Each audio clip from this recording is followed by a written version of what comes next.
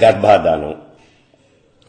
ఇప్పటిదాకా మనం అసలు మానవుడికి ఉన్నటువంటి మానవుడు చేయవలసినటువంటి సంస్కారాలు మొత్తం 48 రకాలైనటువంటి సంస్కారాలు కూడా చూసాం.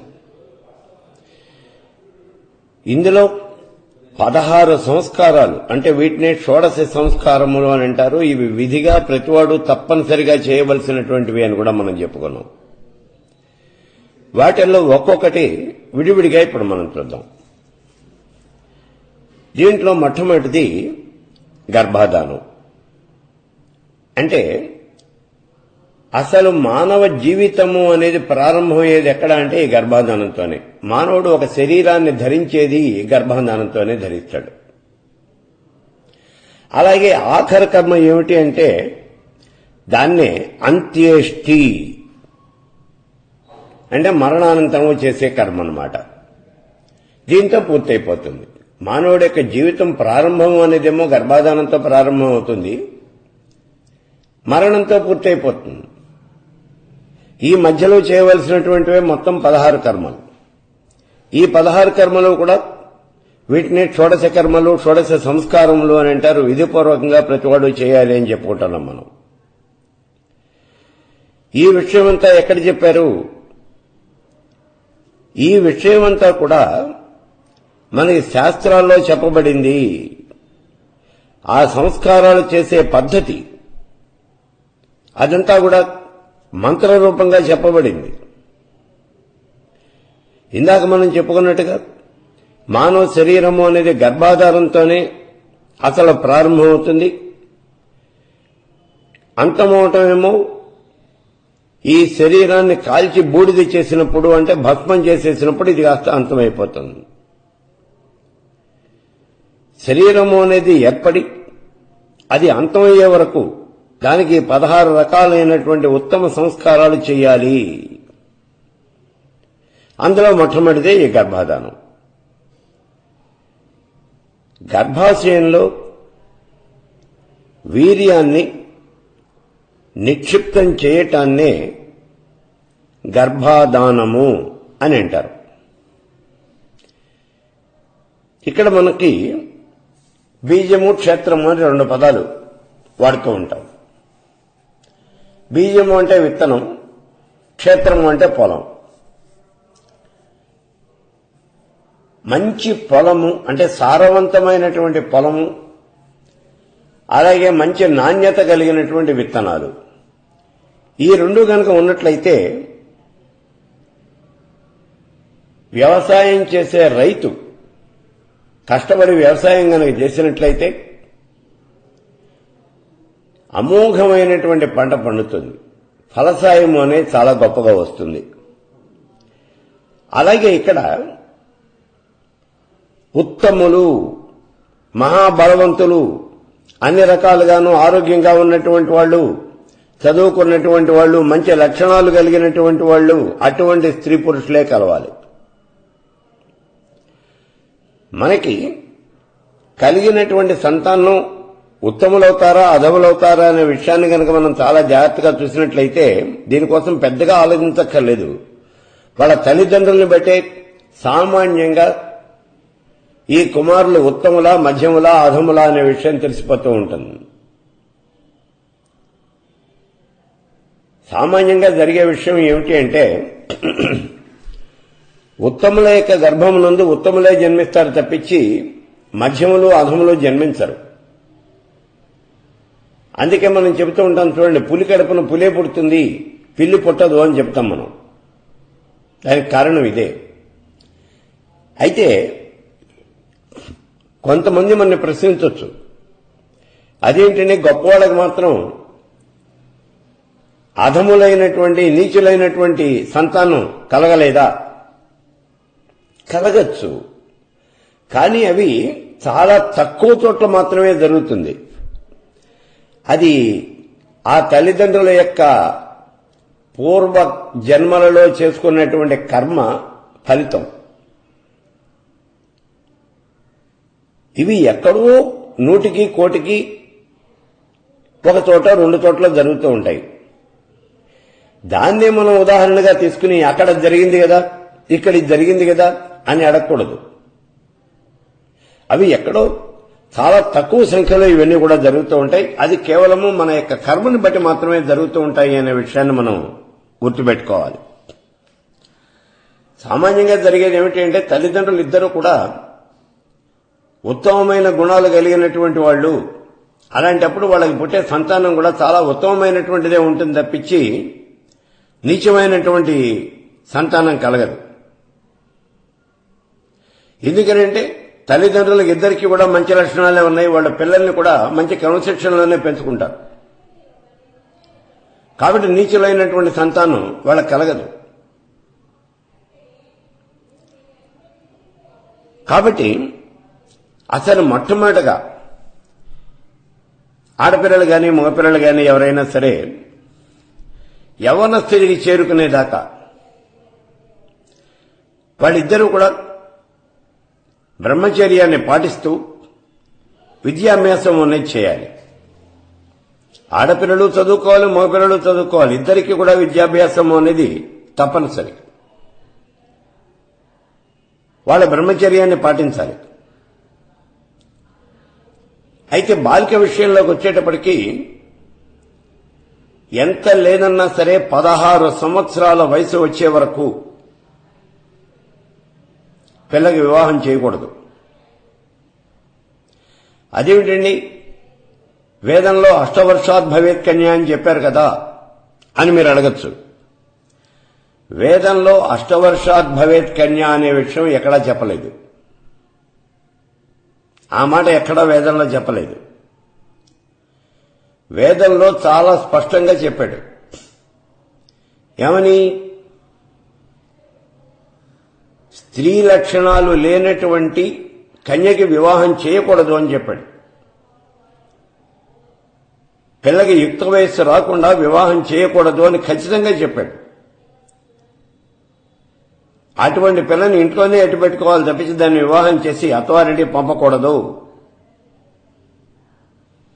వివాహం ఎవరికి చేయాలి అంటే యుక్త వయస్సు వచ్చినటువంటి కన్యకి మాత్రమే. నేను వివాహం చేసుకుంటాను అని వివాహం చేసుకోవడానికి సిద్ధపడినటువంటి కన్యకి మాత్రమే వివాహం చేయాలి అని చెప్పాడు వేదంలో. మరి ఈ అష్టవర్షాత్ భవేత్ కన్యా అనే మాట ఎక్కడి నుంచి వచ్చిందండి? ఇవన్నీ కూడా కల్పసూత్రాల్లో చెప్పబడింది. అంటే దేశకాలమాన పరిస్థితులను బట్టి, ఆ రోజున ఉన్నటువంటి పరిస్థితులను బట్టి 8 సంవత్సరాలు వచ్చినటువంటి కన్యకే, అంటే 8 సంవత్సరాల లోపే చిన్నపిల్లలకే వివాహం చేయటం అనేది జరిగేది. అదే మన వాళ్ళకు ఒక ఆచారం అయిపోయింది. అందుకే కొన్ని సందర్భాల్లో చెప్పేది మన వాళ్ళకి ఛాందసమైనటువంటి భావాలు కొన్ని ఉన్నాయి, అవి వదిలిపెట్టేయాలి అని. ఆ రోజున ఉన్నటువంటి దేశకాలమాన పరిస్థితులకు అనుగుణంగా 8 సంవత్సరాల లోపే రజస్వల పూర్వమే వివాహం అనేది చేసేవాళ్ళు. కానీ ఇవాళ అవసరం లేదు, ఇవాళ చేయకూడదు. అంత ముందు చేయలేదు, ఇప్పుడు చేయకూడదు. మధ్యలో ఆ కొంతకాలం మాత్రమే ఆ పని చేయవలసి వచ్చింది, అప్పుడు చేశారు. అది తప్పలేదు. సరే, ఇప్పుడు బాలికే కనీసం 16 సంవత్సరాల వయసు రావాలి. అలాగే మగపిల్లవాడికి 25 సంవత్సరాల వయసు రావాలి. 25 సంవత్సరాల వయసు వచ్చే వరకు ఈ పిల్లవాడు బ్రహ్మచర్యాన్ని పాటించి తీరాలి. లేకపోతే వీళ్ళ శరీరము అనేది పరిపక్వం చెందదు. అయితే ఇంకో 4 సంవత్సరాలు ఆగితే ఏమన్నా నష్టం ఉన్నదా అండి అని మీరు అడగచ్చు. నష్టమేం లేదు. బాలికకి 20 సంవత్సరాలు వచ్చినప్పటికీ అది చాలా మంచి వయస్సు అని చెప్పాడు. వివాహం చేసే సమయానికి 20 సంవత్సరాలు కనుక వచ్చినట్లయితే అది చాలా మంచి వయస్సు అని చెప్పాడు. 25 సంవత్సరములు వచ్చే వరకు బాలికకి, అంటే ఆడపిల్లకి వివాహం చేయకుండా ఆగస్టు 25 సంవత్సరాల లోపల వివాహం చేస్తే సరిపోతుంది అని చెప్పాడు. 25 సంవత్సరాలు దాటి మాత్రం అట్టు పెట్టకూడదు అని చెప్పాడు. అలాగే మగపిల్లవాడి దగ్గరికి వచ్చేటప్పటికీ 25 సంవత్సరాలు పూర్తయితే తప్పించి అతడి శరీరం పరిపక్వత అనేది చెందదు. కాబట్టి 25 సంవత్సరాల లోపు అతనికి వివాహం చేయొద్దు అన్నారు. ఇతనికి కూడా వివాహం చేయడానికి ఒక మాక్సిమం పీరియడ్ చెప్పాడు. అదంతా అంటే 40 సంవత్సరాలు. 20 దగ్గర నుంచి అంటే 25 సంవత్సరాల దగ్గర నుంచి మగపిల్లవాడికి 40 సంవత్సరాల వరకు ఈ మధ్యకాలంలో మాత్రమే వివాహం చేయాలి. ఇప్పుడు మంచి యవ్వనంలో ఉంటాడు. 40 సంవత్సరాలు దాటినట్లయితే యవ్వనము అనేది తగ్గుముఖం పడుతుంది. అందుకని ఈ లోపల వివాహం చేయాలి అన్నాడు. ఇప్పుడు బాలికకి 16 సంవత్సరాలు రాకుండాను, అలాగే మగపిల్లవాడికి 25 సంవత్సరాలు రాకుండాను గనక వివాహం చేసినట్లయితే, చిన్నపిల్లలకే వివాహం చేసినట్లయితే ఆ పిల్ల ఒకవేళ గర్భవతి అయినప్పటికీ ఆ గర్భం అనేది నిలవదు. అది అక్కడే విచ్ఛిన్నం అయిపోతుంది, గర్భంలోనే విచ్ఛిన్నం అయిపోతుంది. అంటే ఆ పిల్లకి అబార్షన్స్ అనేవి ఎక్కువ జరుగుతాయి. ఒకవేళ అలా గర్భ విచ్ఛేత్తి అనేది జరగలేదు, ఒక పిల్ల పుట్టింది అనుకోండి, ఆ పిల్ల ఆరోగ్యంగా ఉండటానికి అవకాశం లేదు. ఒకవేళ ఇప్పుడు 16 సంవత్సరాలు రాకుండా గనక ఈ ఆడపిల్ల గర్భవతి అయినట్లయితే ఆ గర్భాన్ని ధరించడానికి కానీ దాన్ని పోషించడానికి కానీ సామర్థ్యము అనేది ఆ పిల్లకు ఉండదు. అందుకనే అటువంటి చిన్నపిల్లలకి పుట్టినటువంటి సంతానం చాలా బలహీనంగా ఉంటుంది. పుట్టినటువంటి పిల్లలు చాలా బలహీనంగా ఉంటారు. అసలు ముందు గర్భమే విచ్ఛిన్నమైపోతుంది. పుట్టిన తర్వాత ఆరోగ్యంగా ఉండరు. ఒకవేళ వాళ్ళు పుట్టి పెరిగినప్పటికీ వాళ్ళ జీవితాంతం ఏదో ఒక రోగంతో బాధపడుతూనే ఉంటారు. వాళ్ళ శరీరం అంత ఆరోగ్యంగా ఉండదు. అలాగే పిల్లవాడికి కూడా, మగపిల్లవాడికి కూడా 25 సంవత్సరాలు రానిదే, పూర్తి కానిదే ఈ వివాహం అనేది చేయకూడదు. చేస్తే ఇలాగే ఉంటుంది. ఉత్తమమైనటువంటి వీర్యము అనేది ఇతరులో ఏర్పడదు. అలాగే ఉత్తమమైనటువంటి గర్భాన్ని ధరించడానికి తగినటువంటి పరిస్థితి అనేది బాలికకి దొరకదు, బాలిక దగ్గర ఉండదు. అందుకే పూర్వకాలంలో ఆయుర్వేద వైద్యుడు ఉన్నాడు చూడండి, సుశ్రుతుడు, శస్త్రశాస్త్రాన్ని రచించాడు. మన ఆయుర్వేద గ్రంథాల్లో తలమానికమైనటువంటి గ్రంథం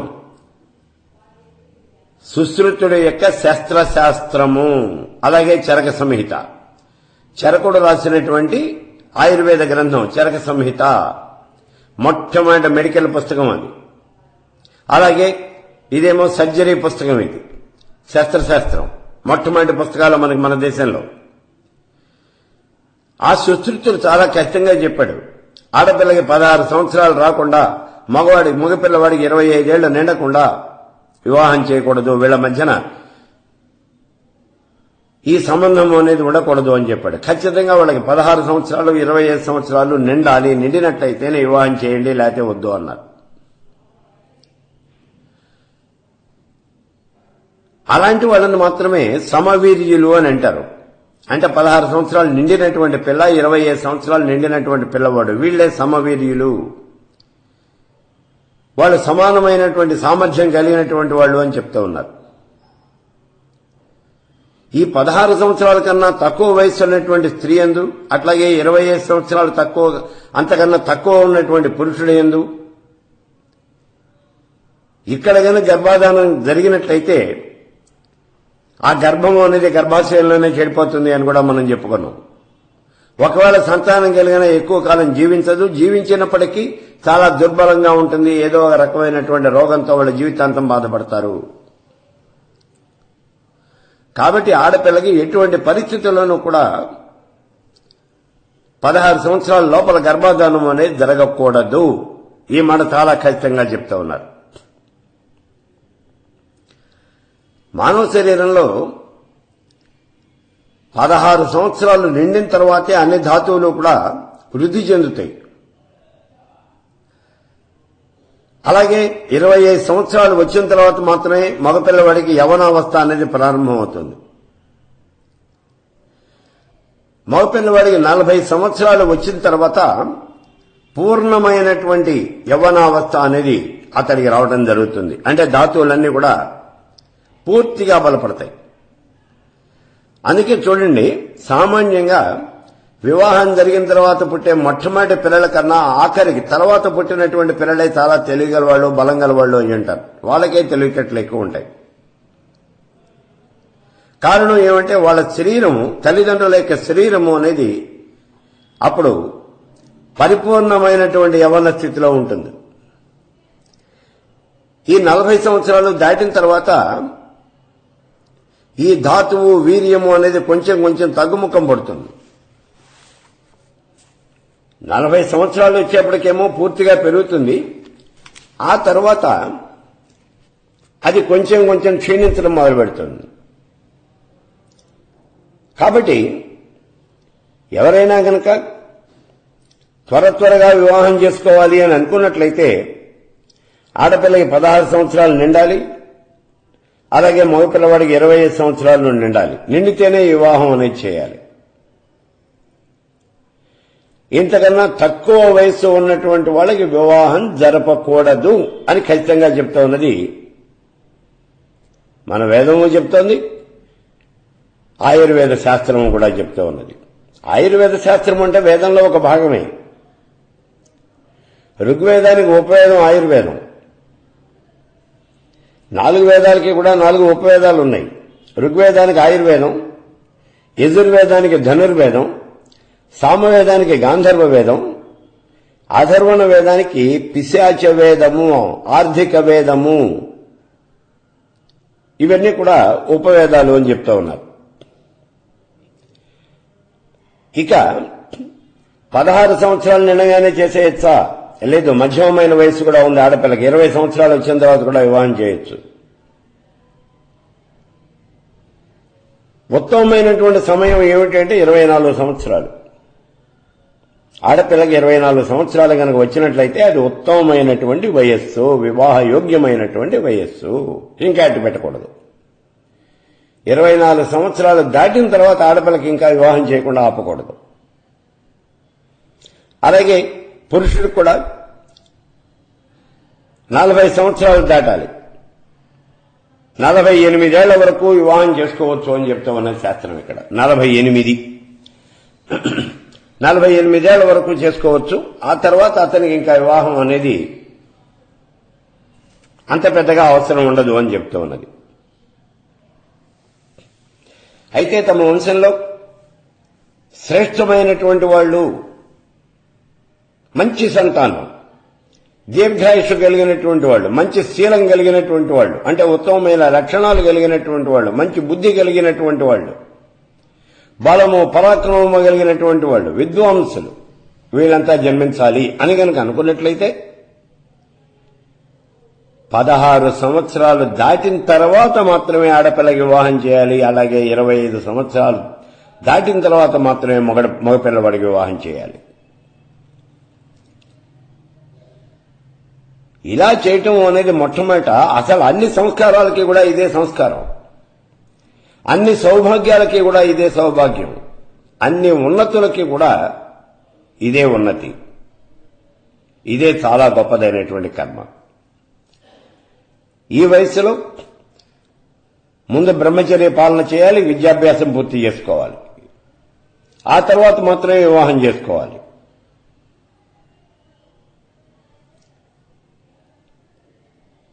అలా గనుక చేసుకున్నట్లయితే ఉత్తమమైనటువంటి సంతానం కలుగుతుంది అని మనకి శాస్త్రం ఘోష పెడుతూ ఉన్నది. అయితే ఇక్కడ వివాహం చేసేటప్పుడు విద్యావంతుడైనటువంటి పురుషుడికి ఇవ్వాలా, ధనవంతుడైనటువంటి పురుషుడికి ఇవ్వాలా అనే అనుమానం కనుక వచ్చినట్లయితే, అంటే మన కుమార్తెని విద్యావంతుడైనటువంటి పురుషుడికి ఇచ్చి పెళ్లి చేయాలా, ధనవంతుడైనటువంటి పురుషుడికి ఇచ్చి వివాహం చేయాలా అని అనుమానం కనుక వచ్చినట్లయితే, ధనవంతుడి కన్నా విద్యావంతుడే మేలు అని చెప్తోంది అథర్వణ వేదం. ధనవంతుడిని కాదు చూడవలసింది, విద్యావంతుడిని మాత్రమే చూడు అని చెప్తాను. సరే, మనువు మొదలైనటువంటి ఈ మహర్షులంతా కూడా ఋతుదానానికి కూడా సమయాన్ని నిశ్చయించారు.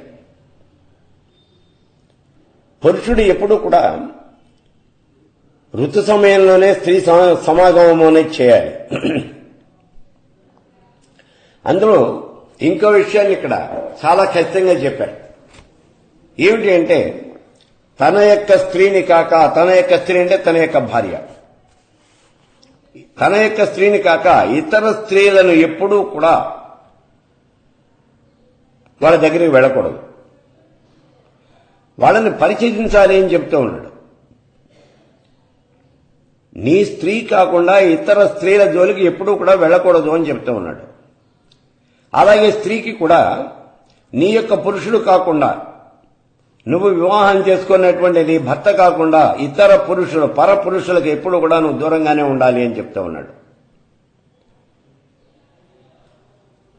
పురుషుడు ఎప్పుడూ తన భార్య ఎందే అత్యంతమైనటువంటి ప్రేమ అనేది కలిగి ఉండాలి. అలాగే స్త్రీ కూడా తన భర్తతోనే, భర్త ఎందు మాత్రమే ఆవిడ ప్రసన్నత కలిగి ఉండాలి. అంతేగాని ఇతరమైనటువంటి ఆలోచనలు ఎప్పుడూ కూడా చేయకూడదు. ఇక ఋతుదానానికి తగినటువంటి సమయాన్ని చెప్పారు ఈ మహర్షులు. మనం ఏదో ఇక్కడ మహర్షి అని అనుకుంటూ ఉన్నాం. ఆయన మహర్షి అంటే సాక్షాత్ ఆయన పెద్ద సైంటిస్ట్. ఆ రోజున, ఈ రోజునే ఇలాంటి వాళ్ళందరినీ సైంటిస్టు, డాక్టరు అని చెప్పేసి పిలుస్తూ ఉన్నాం మనం. ఆ రోజున అందరినీ కూడా ఋషులు అనేవాళ్ళు అంతే. ఇక ఈ మహర్షులు ఋతుదానానికి తగినటువంటి సమయాన్ని కూడా నిర్ణయించారు. ఏమిటి అంటే 16 రోజుల లోపల ఈ ఋతుదానము అనేది జరిగిపోవాలి అన్నారు. ఆ తర్వాత ఋతుదానం జరగదు అని చెప్పారు. ఎప్పటి నుంచి 16 రోజులు? రజస్వల అయినటువంటి దగ్గర నుంచి ఆ రోజు నుంచి లెక్క పెడితే 16 రోజుల లోపల కొన్ని ప్రత్యేకమైనటువంటి తిథులు మాత్రం వదిలిపెట్టేయమన్నారు. చతుర్దశి, పౌర్ణమి, అమావాస్య, అష్టమి ఇవన్నీ వదిలిపెట్టేయమన్నారు. అంటే ప్రతి నెలలోనూ కూడా ఒక అమావాస్య, ఒక పౌర్ణమి వస్తాయి. అలాగే చతుర్దశి శుక్లపక్షంలోనూ బహుళపక్షంలోనూ 2 సార్లు వస్తుంది చతుర్దశి, అష్టమి కూడా. కాబట్టి మొత్తం ఈ 6 రోజులు కూడా ఇవి వదిలివేయాలి అని చెప్తున్నారు. ఇవి లోపభూయిష్టమైనటువంటి తిథులు అని చెప్పారు. కాబట్టి వెయిట్ను వదిలేయాలి. మిగిలినటువంటి రోజుల్లో మాత్రమే స్త్రీ సమాగమము అనేది చేయాలి అని చెప్తా ఉన్నారు. ఇక స్త్రీలకి స్వాభావికమైనటువంటి ఋతుకాలం ఎప్పుడు అంటే ఈ 16 రోజులు, ఈ 16 రాత్రులే. మనం ఇంకొక మాట మాత్రం గుర్తుపెట్టుకోవాలి. ఇక్కడ ఈ ఋతుదానము అనేది ఎప్పుడో రాత్రులందే జరగాలి తప్పించి పగటిపూట జరగకూడదు. పగటిపూట గనక జరిగినట్లయితే విపరీతమైనటువంటి, వికృతమైనటువంటి వేషాలు వేసే సంతానం కలుగుతుంది. నీచమైనటువంటి సంతానం కలుగుతుంది. కాబట్టి పగటిపూట ఎప్పుడో కూడా ఇటువంటి పనులు జరగకూడదు, రాత్రులందే జరగాలి. అది కూడా ఈ 16 రాత్రులే దీనికి యోగ్యమైనటువంటివి. ఈ 16 రాత్రుల్లోనూ కూడా రజోదర్శనమైనటువంటి రోజు తగ్గించి మొట్టమొదటి 4 రోజులు, ఈ 4 రోజులు మనం వదిలిపెట్టేసేయాలి. ఈ 4 రాత్రులు కూడా ఇవి నిందితమైనటువంటి, వాటిని వదిలిపెట్టేసేయాలి. ఈ 4 రోజుల్లోనూ కనుక ఈ సమాగమం అనేది జరిగినట్లయితే అది హానికరమవుతుంది అని చెప్తూ ఉన్నాడు. అందుకే ఇక్కడ ఏం చెప్పాడు అంటే, పూర్వకాలంలో మన వాళ్ళు చెప్పారు చూడండి, రజస్వల అయినటువంటి స్త్రీ ఆవిడ ఎప్పుడూ కూడా విడిగానే ఉండాలి, దూరంగానే ఉండాలి, తన భర్తని తాకను కూడా తాకకూడదు, ఏ పని చేయకుండా విశ్రాంతి తీసుకుంటూ అలాగే ఉండాలి అన్నారు. అందుకే అటువంటి స్త్రీలని దూరంగా ఉండమనేవాళ్ళు. ఇంట్లోకి రావద్దు, ఇంట్లో ఏ పని కూడా చేయవద్దు, నువ్వు ఏది కూడా ముట్టుకోవద్దు, అసలు నువ్వు ఏ పని చేయొద్దు అని చెప్పేవాళ్ళు. చెప్పడం అంతవరకే చెప్పింది శాస్త్రం. వాళ్ళు ఇంట్లో విశ్రాంతి తీసుకుంటూ ఉండాలి, ఏ పని కూడా చేయకూడదు అని. అయితే ఒకవేళ వాళ్ళ ఇంట్లో అందరితోనూ కలిసి కనుక తిరుగుతూ ఉన్నట్లయితే అలవాటు పడినటువంటి స్త్రీ పని చేయకుండా ఉండలేదు, ఏదో ఒకటి ముట్టుకుంటుంది, ఏదో పని చేస్తుంది.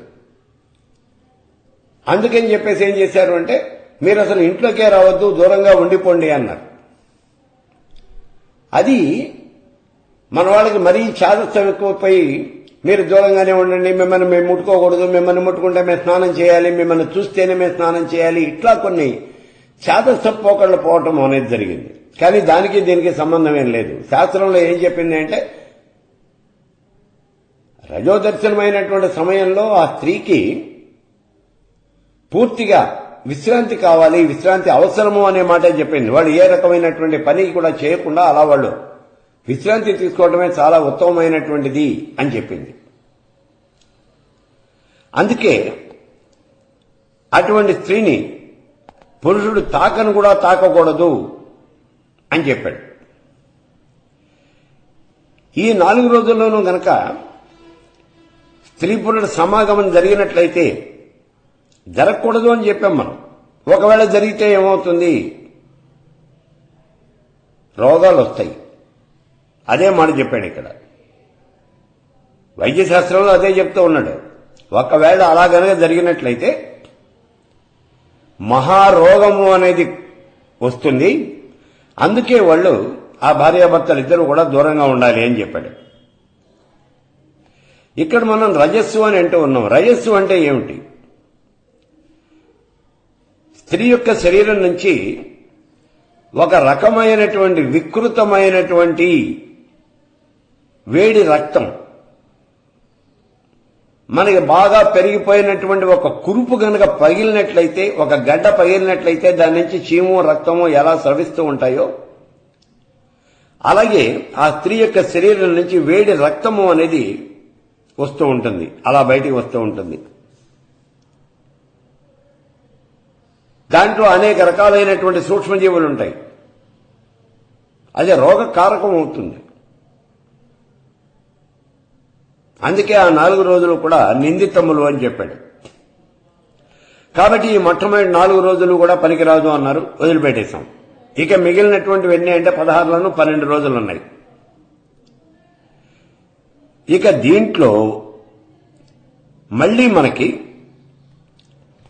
కొన్ని రోజులు సమాగమానికి పనికిరావు అని చెప్పాడు. అవి ఏమిటి అంటే 11వ రోజు, 13వ రోజు, ఈ 2 రాత్రులు కూడా సమాగమానికి పనికిరావు అని చెప్పాడు. ఇందాక చెప్పినటువంటి 4, ఇప్పుడు 11, 13, ఈ 2 రోజులు, మొత్తం ఈ 6 రోజులు కూడా సమాగమానికి పనికిరావు అని చెప్పాడు. 16లోనూ 6 పోతే ఇంక మిగిలిన 10 రాత్రులు. ఈ 10 రోజులే ఋతుదానానికి శ్రేష్టమైనటువంటివి అని చెప్పాడు. ఒకవేళ నీకు పుత్ర సంతానం గనక కావాలి అని అనుకుంటున్నట్లయితే ఋతుదానానికి తగినటువంటి రాత్రులలో, అంటే ఇందాక మనం చెప్పుకున్నటువంటి అష్టమి, చతుర్దశి, పౌర్ణమి, అమావాస్య అటువంటి తిథులు లేకుండా ఉన్నటువంటి రోజులు, మంచి రోజులు చూసుకుని ఈ మిగిలినటువంటి రోజుల్లో కూడా సరి సంఖ్య, ఇందాక 4 రోజులు వదిలిపెట్టేశాం, 6, 8, 10, 12, 14, 16, 6, 8, 10, 12, 14, 16 ఈ రాత్రుల యందు మాత్రమే ఋతుదానము చేయాలి. అలా గనక చేసినట్లయితే అప్పుడు వాళ్ళకి పుత్ర సంతానం కలుగుతుంది అని చెప్తా ఉన్నాయి శాస్త్రం. దీనికి కూడా రాత్రుల యందు పూర్వభాగమే శ్రేష్టమైనది అని చెప్తూ ఉన్నది. అలాగే ఇప్పుడు స్త్రీ సంతానం కావాలి అని అనుకున్నారనుకోండి, ఆడపిల్ల పుట్టాలి అనుకున్నారనుకోండి, అటువంటి సమయంలో బేసి సంఖ్యలో ఉండే రాత్రుల యందు మాత్రమే ఈ సమాగమము అనేది జరగాలి అన్నాం. అది ఎట్లాగా అంటే 5, 7, 9, 15, 5, 7, 9, 15 ఈ రాత్రుల యందు మాత్రమే సమాగమం అనేది జరగాలి. అప్పుడు ఆడపిల్ల పుడుతుంది అని చెప్తూ ఉన్నాడు. ఇలా ఈ సమాగమం జరిగేటప్పుడు మీకు కావలసినటువంటి సంతానం మగ సంతానమా ఆడ సంతానమా అనే విషయం చూసుకుని దానికి అనువైనటువంటి ఆ ఏర్పాటు మాత్రమే చేసుకోవాలి. ఇక పురుషుడి యొక్క వీర్యం అయినట్లయితే మగపిల్లవాడు పుడతాడు అని, స్త్రీ యొక్క రజస్సు అధికమైనట్లయితే ఆడపిల్ల పుడుతుంది అని ఇక్కడ మనకి చెప్పడం జరుగుతూ ఉన్నది. కానీ వైద్యశాస్త్రంలో ఏం చెప్తూ ఉన్నది అంటే పురుషుల దగ్గర నుంచి వచ్చే వీర్యంలో పురుష కణాలు ఎక్కువ ఉన్నట్లయితే మగపిల్లవాడు, స్త్రీ కణాలు ఉన్నట్లయితే ఆడపిల్ల కలుగుతుంది అనే విషయాన్ని మనకి చెప్పడం జరుగుతూ ఉన్నది. ఇక ఈ రెండు గనక సమానంగా ఉన్నట్లయితే నపుంసకుడు వాళ్ళు జన్మిస్తారు అని చెప్తూ ఉన్నది. ఒకవేళ ఆ వీర్యంలో ఏ కణాలు గనక సరిగా లేకపోయినట్లయితే అసలు గర్భధారణ అనేది జరగదు. ఒకవేళ జరిగినప్పటికీ ఆ గర్భం కాస్త నిలవదు, అయి స్రావం అయిపోతుంది. ఇప్పుడు మనం చెప్పుకున్నటువంటి వదిలివేయవలసినటువంటి రాత్రులు, నిందితమైనటువంటి రాత్రులు, ఈ రాత్రులు సాంగత్యం చేయకూడదు అన్నాం. అలా ఆ రాత్రులందు సాంగత్యం చేయకుండా గృహస్థాశ్రమంలో జీవిస్తూ ఉన్నటువంటి పురుషుడిని బ్రహ్మచారి అని అనొచ్చు మనం. అంటే ఈ రకంగా నియమనిష్టలతో గనక అతడు కాలం గడుపుతూ ఉన్నట్లయితే అతడు వివాహం అయినప్పటికీ గృహస్థాశ్రమంలో ఉన్నప్పటికీ బ్రహ్మచారిగానే చెప్పబడతాడు. ఉపనిషత్తులో గర్భస్థాపన విధి ఎలాగానే విషయం కూడా ఇక్కడ చెప్పడం జరిగింది. ఆ ఉపనిషత్తుల్లో చెప్పినట్టుగానే ఈ విధి విధానం అంతా కూడా పూర్తి చేయాలి.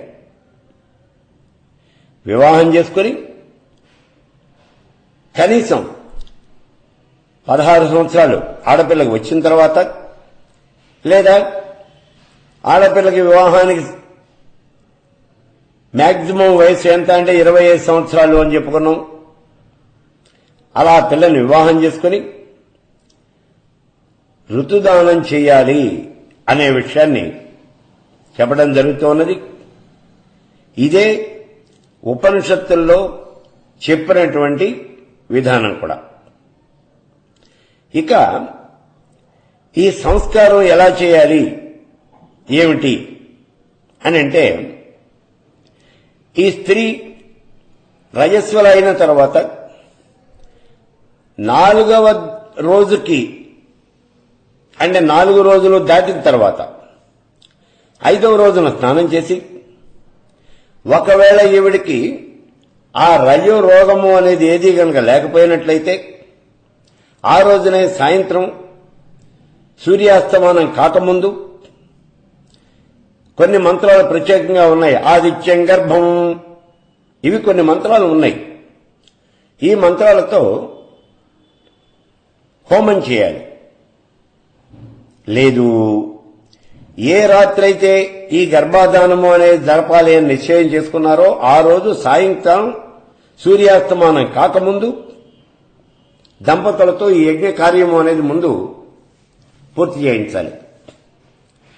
ఆ తర్వాత రాత్రి నియమితమైనటువంటి సమయంలో ముందుగా నిర్ణయించినటువంటి సమయం, సామాన్యంగా మనం ఒక ముహూర్తం అనేది ఏదో పెట్టి పంపిస్తూ ఉంటారు. ఆ సమయంలో భార్యాభర్తలు ఇద్దరూ కూడా ఆరోగ్యవంతులై మిక్కిలి ప్రసన్నులై ఈ గర్భాధాన క్రియ అనేది పూర్తి చేయాలి. ఈ గర్భాధాన సమయము అనేది రాత్రిపూట ఒక జాము సమయం గడిచిన తర్వాత, అలాగే ఇంకా ఒక జాము మిగిలి ఉండగా, రాత్రి మొత్తం 4 జాములు అన్నాం అంటే 3 గంటలు వేసుకోండి. జాము అంటే 3 గంటలు. రాత్రి అంటే సాయంత్రం 6 గంటల దగ్గర నుంచి మళ్లీ తెల్లవారి 6 గంటల వరకు మొత్తం 12 గంటల కాలం. దీన్ని 4 భాగాలు చేస్తే 4 3 12, అంటే ఒక్కొక్క జాముకి 3 గంటలు అవుతుంది. అప్పుడు రాత్రి 9 గంటలు దాటిన తర్వాత తెల్లవారుజామున 3 గంటల లోపు, ఈ సమయంలో మాత్రమే, ఈ మధ్యలో ఉండే ఈ 2 జాముల కాలమే ఉత్తమమైనటువంటిది అని చెప్తూ ఉన్నాడు. ఈ వీర్యం గర్భాశయంలో ప్రవేశించేటప్పుడు స్త్రీ పురుషులు ఇద్దరూ కూడా తమ శరీరాన్ని స్థిరంగా ఉంచుకోవాలి, ప్రసన్న వదనులై ఉండాలి, ఒకరి ముఖం ఒకరికి ఎదురుకుండానే ఉండాలి, ఒకరి అవయవాలు ఇంకోళ్ళ ఎదురుకుండా అలాగే ఉండాలి. ఈ వీర్యం స్త్రీ శరీరంలో ప్రవేశించబడినప్పుడు, అంటే ప్రవేశపెట్టేటప్పుడు స్త్రీ తన యొక్క శరీరాన్ని సంకోచింపజేసి ఆ వీర్యాన్ని గర్భాశయంలో స్థిరపరచుకోవాలి. ఆ తర్వాత కొంచెం సేపు అలాగే ఉండి లేచి వెళ్లి స్నానం చేసి రావాలి. ఒకవేళ ఈ చలికాలం అయితే ఎక్కడ స్నానం చేస్తామండి, ఇది కష్టం అవుతుంది. అటువంటి సమయంలో కుంకుమ పువ్వు, కస్తూరి, జాజికాయ, జాపత్రి, ఏలక్కాయలు, అంటే శరీరానికి వేడినిచ్చే పదార్థాలు ఇవన్నీ కూడా, ఇవన్నీ వేసి కాచి చల్లార్చినటువంటి పాలు, ఆ పాలు తాగి భార్యాభర్తలు విడివిడిగా వాళ్ళు విశ్రమించాలి. ఒకవేళ ఆ రోజునే గర్భధారణ జరిగింది అని గనక తెలిసినట్లయితే ఆ మర్నాడు లేదా ఒక నెల తరువాత ఈ గర్భధారణ జరిగింది అనే విషయం నిశ్చయమైపోతుంది. అప్పుడు మళ్లీ అగ్నికార్యం చేసి, అంటే యజ్ఞం చేసి, ఒక హోమం చేసి ఆహుతులన్నీ కూడా మనం సమర్పణ చేయాలి. ఇక్కడ ఈ గర్భధారణ అనేది ఎలా జరుగుతుంది ఏమిటి అంటే గర్భోపనిషత్తులో చెప్పడం జరిగింది. కృష్ణ యజుర్వేదంలో గర్భోపనిషత్తు అని మనం చెప్పుకున్నాం గతంలో. ఈ శరీరంలోకి, స్త్రీ యొక్క శరీరంలోకి వీర్యం ప్రవేశించినప్పుడు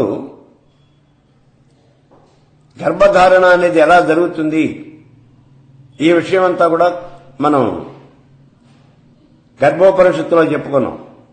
మగ పిల్లవాడు ఎలా పుడతాడు, ఆడపిల్ల ఎలా పుడుతుంది, నపుంసకులు ఎలా పుడతారు, అలాగే కుంటివాళ్లు, గుడ్డివాళ్లు, చెవిటివాళ్లు, మోగవాళ్లు వీళ్ళందరూ ఎలా పుడతారు, ఈ విషయాలు కూడా అక్కడ చెప్పుకున్నాం మనం గర్భోపనిషత్తు.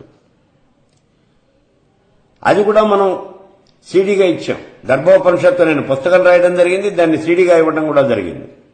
కాబట్టి మీకు ఎవరికైనా ఆ విషయాలు తెలుసుకోవాలి అని కనుక ఉన్నట్లయితే గర్భోపనిషత్తు అని విడిగా పుస్తకం ఉంది, సీడీ ఉంది. ఆ పుస్తకం చదవటమో లేదా ఆ సీడీని తెప్పించుకుని మీరు వినటమో ఏదైనా చేయొచ్చు. సరే, ఇప్పుడు అగ్నిహోత్ర విధిని అనుసరించి ఈ అగ్నికొండంలో అగ్నాధ్వానము, సమిధాధానము ఇవన్నీ కూడా పూర్తి చేసి మంత్రాలతో ఆహుతులన్నీ సమర్పణ చేసి ఆ తర్వాత శాంతి మంత్రాలతో ఆహుతులన్నీ ఇచ్చి పూర్ణాహుతి కూడా చేసేయాలి. ఆ తర్వాత స్త్రీ తినతగినటువంటి, అంటే భోజనం చేయడానికి ఏ ఏ పదార్థాలు స్త్రీ తినొచ్చు, ఏవేవి తినకూడదు అనే విషయం ఇక్కడ ఖచ్చితంగా చెప్పడం జరిగింది. ఆ నియమాలు పాటిస్తూ ఏ నెలలో ఏ ఆహారం తీసుకుంటే స్త్రీకి బలమైనటువంటిది అనేది గర్భోపనిషత్తులో చెప్పాడు. ఏ నెలలో ఏ రకమైన ఆహారం తీసుకోవాలి అని చెప్పాడు.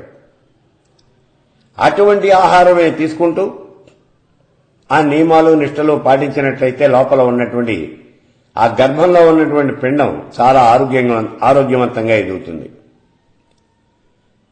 గర్భిణీ అయినటువంటి స్త్రీ మాదక ద్రవ్యాలు అనేది ఎప్పుడూ కూడా వాడకూడదు. రేచకపూర్వకమైనటువంటి కరక్కాయ ఇలాంటి పదార్థాలు వాడకూడదు. ఎక్కువగా ఉప్పు వాడకూడదు, ఎక్కువ పులుపు వాడకూడదు, ఎక్కువ కారం తినకూడదు. ఇవన్నీ కూడా నిషిద్ధం. మరి ఏం వాడాలి? నెయ్యి, పాలు, పెరుగు, తీపి పదార్థాలు ఇటువంటివి మాత్రమే ఎక్కువ వాడుతూ ఉండాలి. ఇలాంటి ఆహారం తీసుకోవడం వల్ల శరీరం మంచి పుష్టిగా తయారవుతుంది. ఒకవేళ చలికాలం కనుక అయినట్లయితే కుంకుమ పువ్వు, కస్తూరి ఇవన్నీ కూడా వేడినిచ్చే పదార్థాలు, ఇవి పాలల్లో వేసుకుని తాగాలి. ఇవి తాగటం వల్ల పుట్టబోయే బిడ్డకి మంచి శరీర ఛాయ, తేజస్సు ఇవన్నీ రావడం కూడా జరుగుతుంది. పాలల్లో సొంటి పొడి వేసుకుని కూడా తాగొచ్చు. ఇలా ఆహార నియమాలన్నీ కనుక పాటించినట్లయితే వాళ్ళకి కలగబోయే సంతానం చాలా మంచి సంతానం కలుగుతుంది. ఇప్పుడు మనకి గర్భాధానం జరిగిన తర్వాత అంటే ఒక్కొక్కసారి ఏమవుతుంది అంటే జరిగిన తర్వాత వెంటనే ఆ గర్భం నిలుస్తుంది. కానీ కొంతమందికి వచ్చేటప్పటికి గర్భధారణ అనేది మాత్రం జరగదు.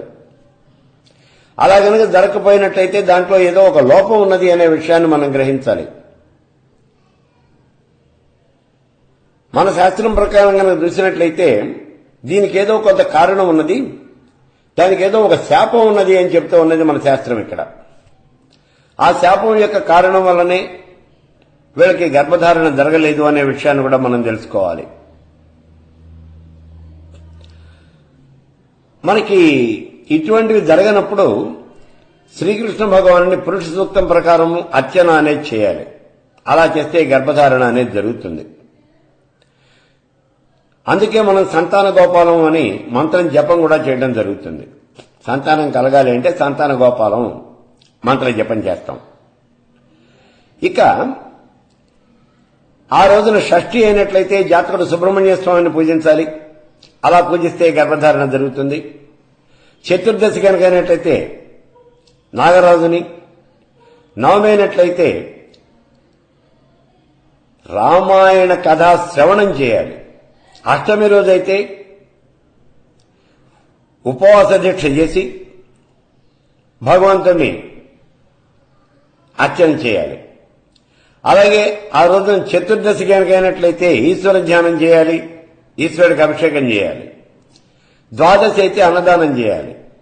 ఇట్లా అమావాస్య అనుకోండి, దానికి సంబంధించినటువంటి పూజలు ఇవన్నీ కూడా చేయాలి.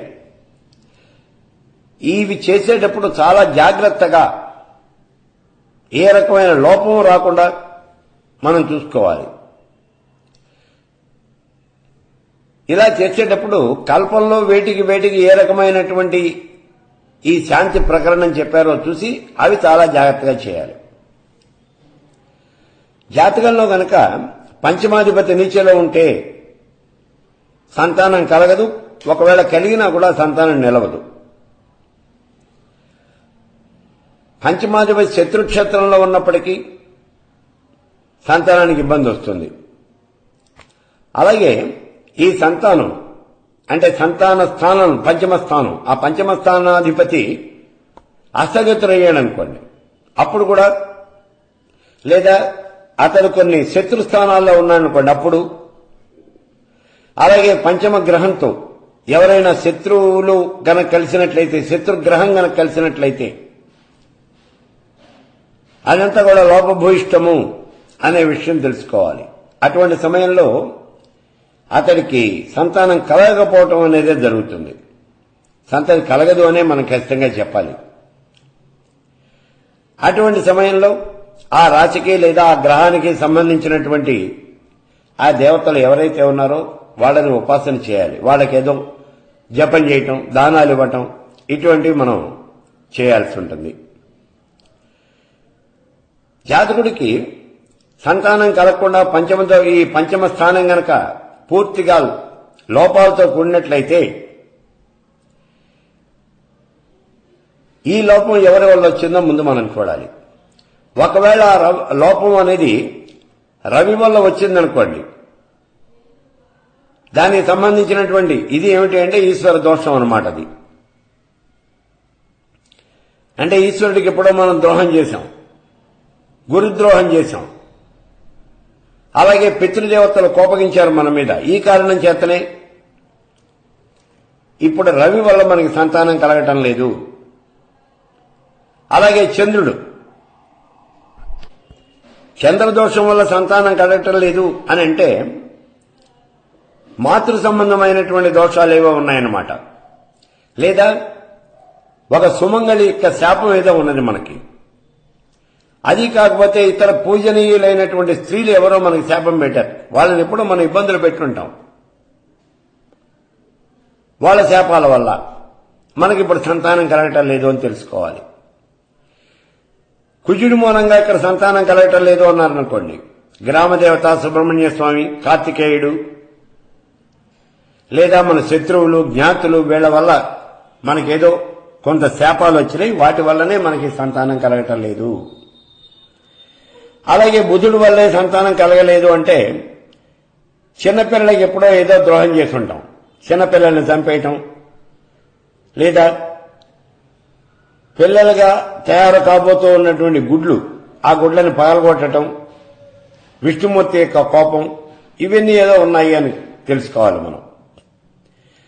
అలాగే గురువు దోషం చేత మనకి సంతానం కలగలేదు అంటే పురోహితులు, బ్రాహ్మణులు వీళ్ల యొక్క శాపం ఏదో ఉంది. లేదు, కాయలు పళ్ళు కాచే చెట్లను మనం ఎప్పుడో నరికేసి ఉంటాం, దీనివల్ల ఈ సంతానం కలగదు. అలాగే పంచమాధిపతి శుక్రుడు అయ్యాడు, శుక్రుడి దోషం చేత ఈ సంతానం కలగటం లేదు. పూలు పూసే చెట్లు, వీటిని మనం ఎప్పుడో నరికేసి ఉంటాం, పవిత్రమైనటువంటి స్త్రీలకి హాని చేసి ఉంటాం, దీనివల్లే మనకి సంతానం కలగటం లేదు. ఒకవేళ శని అనుకోండి, అశ్వత్థ వృక్షం, రావి చెట్టు, దీన్ని ఎప్పుడో మనం నరికి పారేస్తాం, అందుకని ఆ పాపం వల్ల ఇప్పుడు మనకి సంతానం కలగటం లేదు. అలాగే యమధర్మరాజు యొక్క శాపం, పిశాచ పీడ, వీటి వల్ల ఈ సంతానం కలగటం లేదు అని తెలుసుకోవాలి. రాహుదోషం వల్ల సంతానం కలగటం లేదు అంటే సర్పదోషము అని తెలుసుకోవాలి దీనికి. అలాగే కేతు దోషము అంటే బ్రాహ్మణ దోషము అని తెలుసుకోవాలి. అలాగే మనకి మాంద్యగ్రహ దోషము అంటే మృత శక్తుల యొక్క శాపము అని. ఇలా ఏ దోషం వల్ల మనకి సంతానం కలగటం లేదు అనే విషయాన్ని పూర్తిగా తెలుసుకుని దానికి సంబంధించినటువంటి ప్రతిక్రియ అదేదో మనం పూర్తి చేసుకోవాలి. లేకపోతే ఈ జీవితంలో ఇంకా సంతానం కలగటం అనేది ఉండదు. కాబట్టి ఇప్పుడు చెప్పినటువంటి ఈ శాపకర్మలన్నీ కూడా అవి ఈ జన్మలో చేసినవి కాదు, ఏ జన్మలోనో చేస్తుంటాడు, గత జన్మల్లో అవన్నీ చేస్తుంటాడు, వాటి యొక్క ఫలితము అనేది ఇప్పుడు అనుభవిస్తూ ఉన్నాడు. మానవుడు ఎప్పుడూ కూడా ఈ జన్మలో అనుభవించే కష్టం గాని సుఖం గాని ఎక్కడివి అంటే గత జన్మల్లో చేసినటువంటి కర్మల యొక్క ఫలితం. కాబట్టి ఆ ఫలితంగానే ఇప్పుడు ఈ జన్మలో ఈ సంతానం అనేది అతను పొందలేదు. ఆ విషయాలు తెలుసుకుని దానికి తగినటువంటి జపము, దానము, ఇంకేదో మంచి పనులు, అదే మనం చూడండి సర్పదోషం అయినట్లయితే నాగ ప్రతిష్ఠ ఇట్లాంటివి కూడా మనం చేయడం జరుగుతుంది. పూజలు, దానాలు, హోమాలు, ప్రతిష్టలు ఇట్లాంటివి చేసి ఏది అవసరమో అది కనుక్కుని పండితులైన వాళ్ళ దగ్గరికి వెళ్లి వాళ్ళని కనుక్కుని వాళ్ళు ఏం చేయమంటే అవి చేసి ఆ శాపం నుంచి విముక్తి పొందాలి. ఇంతేకాకుండా రామేశ్వరం పోయి స్నానం చేయొచ్చు. అలాగే శివపురాణం ఈ చదవచ్చు, లేదా ఎవరన్నా చదివితే వినొచ్చు. పవిత్రమైనటువంటి వ్రతాలు, పూజలు చేయటం, విష్ణు పురాణం చదవటం, దానాలు, తీర్థాలు సేవించటం, నాగప్రతిష్ఠ, ఇవన్నీ కూడా సంతానం పొందటానికి ఉత్తమము, యుక్తము అయినటువంటి మార్గాలు. కాబట్టి గర్భాధానము అంటే ఏదో తేలికగా తీసుకోకుండా అందులో ఇంత విషయం ఉన్నది అనే విషయం మీ అందరికీ తెలియజేయాలనే ఈ షోడశ కర్మలు అనే పేరుతో, ఈ షోడశ సంస్కారాలు అనే పేరుతో ఈ ఉపన్యాస లహరి కొనసాగిస్తూ ఉన్నాను.